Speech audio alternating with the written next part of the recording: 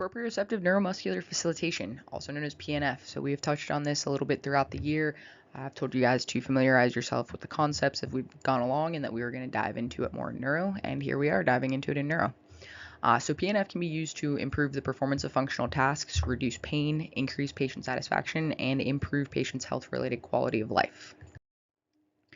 The basic principles of proprioceptive neuromuscular facilitation include manual context, body position and body mechanics, stretch, manual resistance, irradiation, traction, and approximation.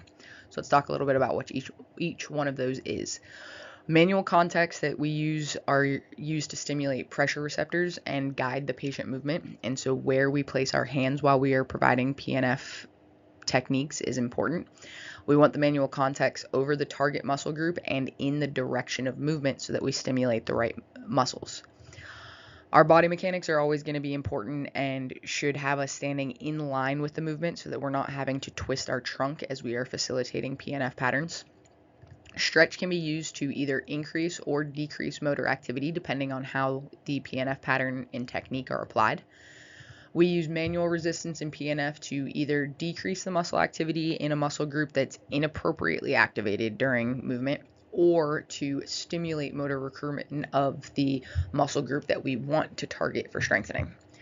And then irradiation is when we get better muscle recruitment in associated muscles when we apply resistance to intact muscles. So if we are trying to get our elbow extensors to work more effectively, stressing the shoulder extensors can irradiate into elbow extension muscle activation.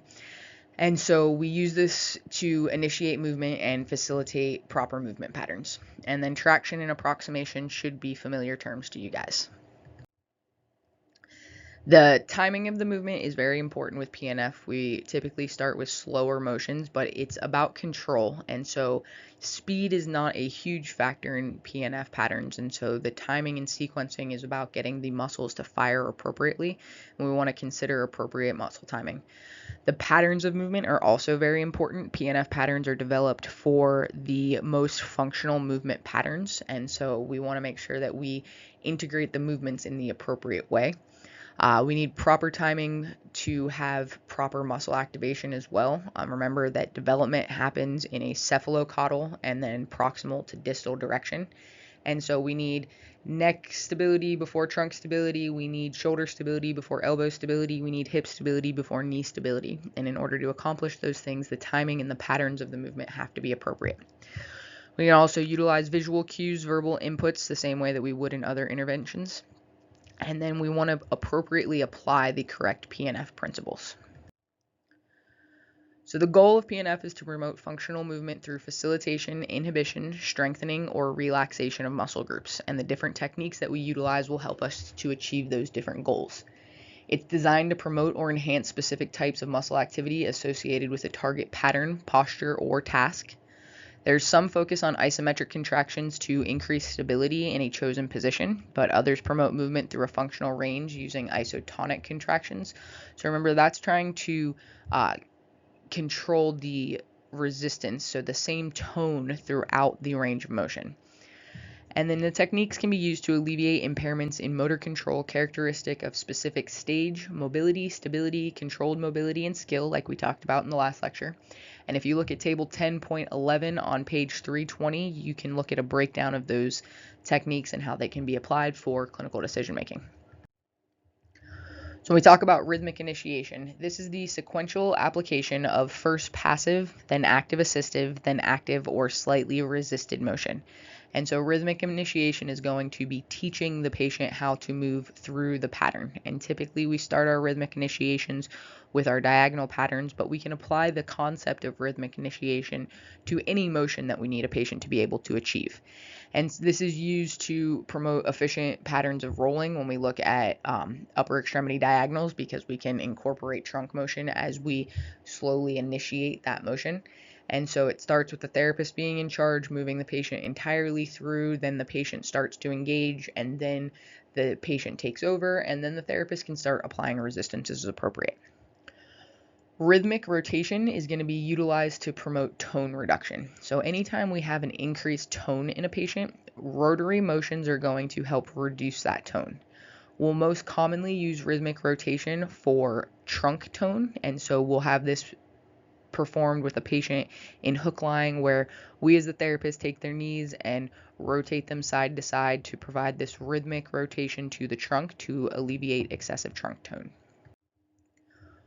Hold, relax, active movements are used to enhance functional mobility by facilitating the recruitment of the muscle contraction in the lengthened range of the agonist. And so basically that means that with hold, relax, active, we stretch the muscle and then use an isometric contraction of that muscle to improve mobility. So if we wanted to use a hold, relax, active movement to the biceps, we would have the patient in full elbow extension and shoulder extension to get the elbow in the most lengthened, or the biceps in the most lengthened position possible, and then provide light resistance in that lengthened position to an isometric contraction of the biceps to help then stretch the biceps a little bit more. Again, hold, relax, active is about mobility. Hold, relax is also about mobility, and it's used to increase passive joint mobility and decrease movement-related pain. The difference between hold, relax, active and hold, relax is that with hold, relax, we get the antagonist to have the muscle activation. So a good example of this one would be stretching the hamstrings. If we bring the patient up into full hip extension and knee extension to stretch the hamstrings, and we have them hold the leg up in that position, we're asking them to activate their quadriceps, which then allows us, after they relax the muscle contraction, to stretch the hamstrings more. So hold, relax, active is going to involve activation of the muscle you are trying to stretch. Hold, relax is going to involve activation of the antagonist to the muscle you are trying to stretch. Contract, relax is the most effective for two joint muscles, especially when pain is not the primary limiting factor, but it's just a range of motion restriction. And so we can utilize a rotary motion instead of a straight plane motion, like with hold, relax. And we want to instruct the patient to turn and push or pull to allow the rotary motion to occur when we're looking at contract, relax. So the big difference with contract, relax to hold, relax is that rotary component that we are adding to then be able to stretch the muscle. The changes in muscle tension with this technique are relatively abrupt, and I would say that I've most commonly been able to see this using a contract relax with stretching the piriformis, because when we bring that patient with their knee up towards the opposite chest, we're putting that piriformis on stretch, and then I can have them push their ankle out into me so that I'm promoting that hip internal rotation, active contraction, and then stretch a little bit more. Alternating isometrics are isometric contractions of both the agonist and antagonist muscle groups, and they're facilitated in an alternating manner. So they can be used on opposite sides of a joint to promote joint stability, or they can be used in the trunk to promote trunk stability. And so if we're talking about the trunk, that would be alternating activation of the trunk flexors and then the trunk extensors. And so we can do that with a patient seated at the edge of the bed with our hands on their shoulders, telling them to hold a stable position while we resist in those alternating opposite directions. Alternating isometrics are also really good for shoulder stability. If you have a patient in supine with their arm up towards the ceiling and have them hold that stable position, you can provide alternating isometrics in all different directions to enhance that shoulder stability.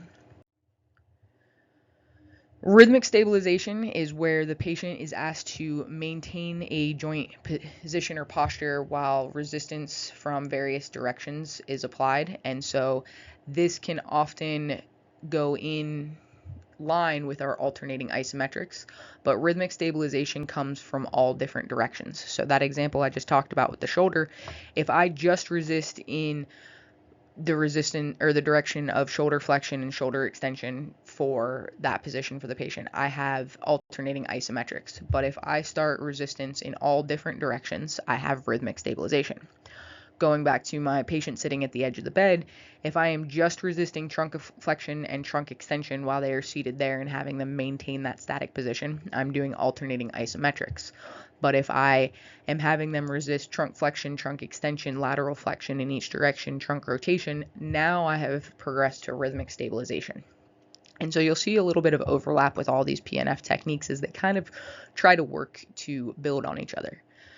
With rhythmic stabilization, the force is small when you start, and you want to gradually progress how much resistance you're applying, so that way the patient's progressively getting better muscle activation and better stability to the joint or posture that you're trying to maintain. The motions should be in a straight plane initially to, again, initiate that movement and muscle recruitment, and then progress to more rotational resistance so that you increase the challenge that the patient is facing. The duration the resistance is applied is usually not as long as in other PNF techniques because this is about challenging stability. So alternating isometrics are going to go at a little bit of a slower rate than rhythmic stabilization. We're going to hold the resistance longer on alternating isometrics than we are with rhythmic stabilization. Slow reversals are going to be the concentric contraction of muscles in an agonist pattern, and it's facilitated through manual contacts and verbal cues. So with slow reversals, we're looking to address weakness, range of motion deficits, and coordination problems. And we do this by having the patient move through typically a diagonal pattern, and we as the therapist apply resistance in both directions of that diagonal. So, if we talk about the rhythmic initiation that we start the patient with, we guide them through the directional or the diagonal pattern so that they understand what the motion that needs to happen at each joint is. And then we let them take over, and then we start applying resistance, and it becomes a slow reversal when we are applying a resistance to both directions of movement. So as a patient moves from D1 flexion into D1 extension, we are resisting the extensors, and as they move into D1 flexion, we are resisting the flexors. And so we as the therapist switch our hand placement to provide resistance in both directions. This is very similar to a slow reversal hold, which is a resisted isometric contraction just added to a slow reversal. So once we get to the end of the range of motion for whatever pattern we are working through, we have the patient perform an isometric hold at that end range, and then we resist the opposite direction of movement, and we have the patient hold with an isometric contraction at that end range. It's appropriate for use with single extremity or trunk patterns as well as functional movements. Agonistic reversals are used to facilitate functional movement through a pattern of tasks where the agonist muscle groups are targeted. This is going to be where we as the therapist do not change the direction of resistance.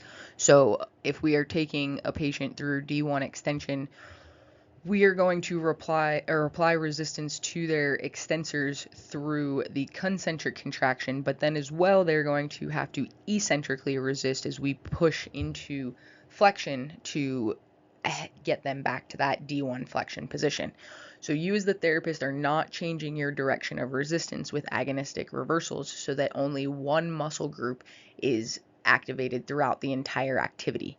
Agonistic reversals tend to be more fatiguing than slow reversals or slow reversal holds because of the fact that they target one muscle group throughout the entire exercise instead of alternating between muscle groups. Resisted progression happens at the skill level of motor control, and so we're looking at that skill as being locomotion most of the time. So we can apply resisted progression to crawling, creeping, or walking.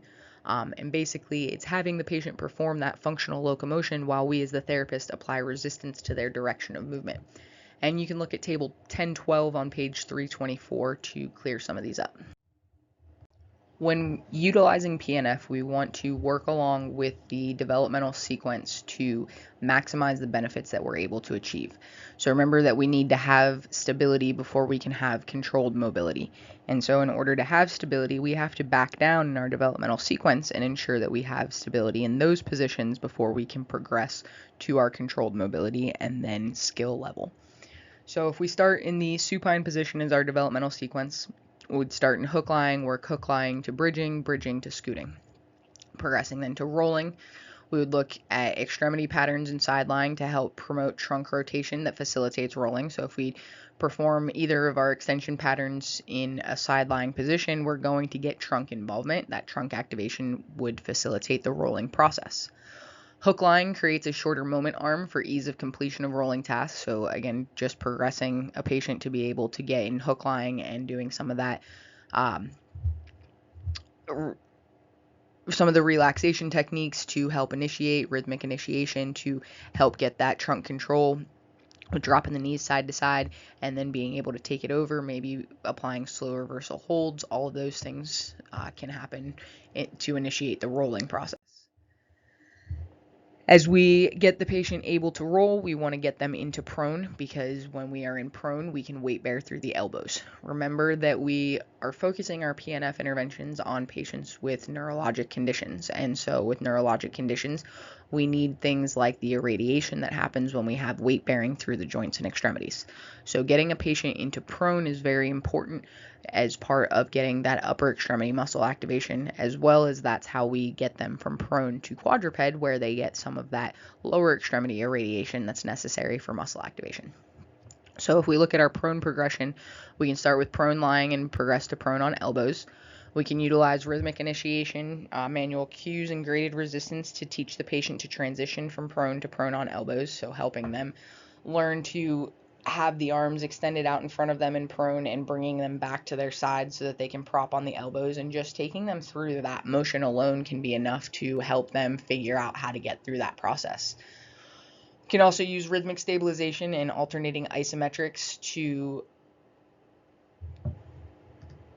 strengthen that motion and teach the patient how to achieve that prone on elbows position independently. Once they can get prone on elbows, then we would want to work them into prone propping with an extended elbow, so that way we can progress to a safe maintenance of a quadruped position. Quadruped is the first posture in the developmental sequence in which the center of gravity is a significant distance from the supporting surface. So if we look at supine, we look at rolling, we look at prone, the center of gravity is pretty close to the mat or bed that we're on, but quadruped is the first time where our center of gravity has any elevation away from that supporting surface. The manual contacts that we need to use to achieve this position are typically on the ischial tuberosities. So if we have a patient who can achieve prone on elbows, and we provide manual contacts to their ischial tuberosities and having them push back into our hands, then they are typically able to prop up into a prone position. Sometimes it takes more facilitation from the therapist, who is then able to guide the pelvis back to get into that quadruped position, but our manual contacts for achieving quadruped typically lie on the ischial tuberosities. Rhythmic stabilization to the trunk and slow reversal techniques can be applied to extremity patterns to increase stability in this position. And remember, we want increased stability in quadruped before we really progress to seated or standing.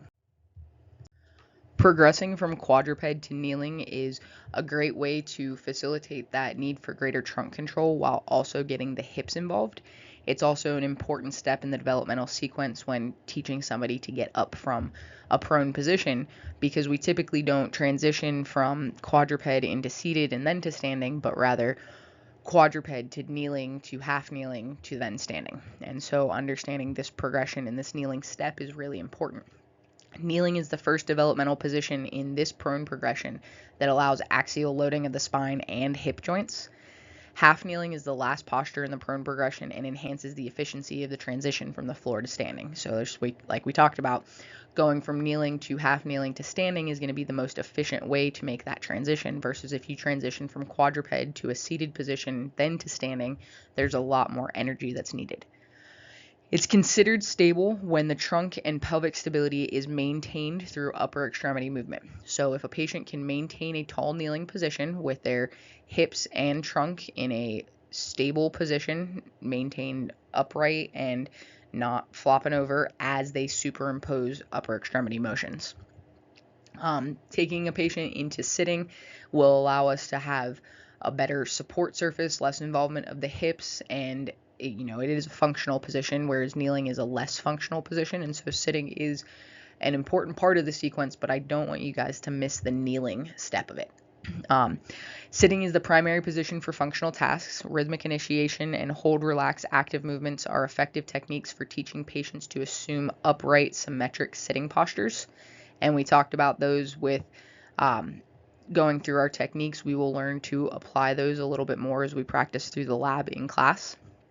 Alternating isometrics and rhythmic stabilization are important for promoting trunk stability, and we talked about those as one of our examples for both of those techniques because those do typically have a great carryover for improved trunk stability.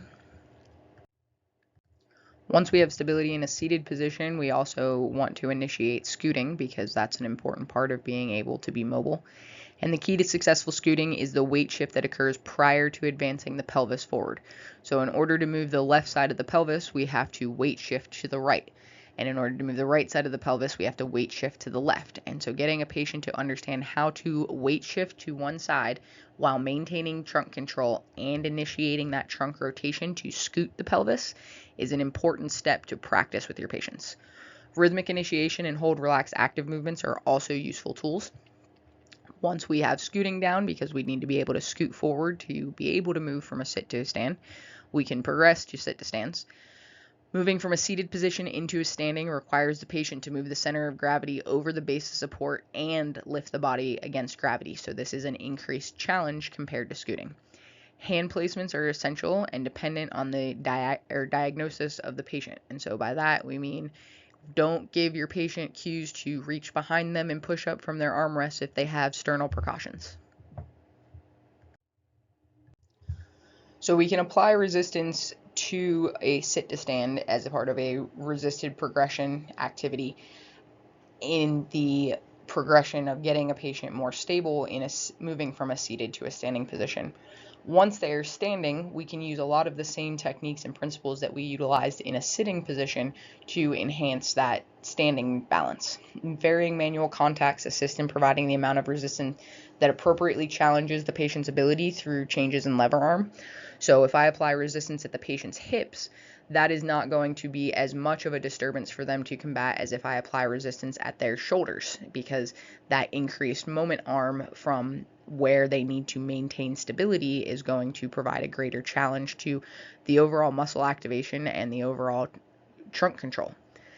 Stability can be developed through the use of alternating isometrics or rhythmic stabilization, similar to how we talked about in a seated position.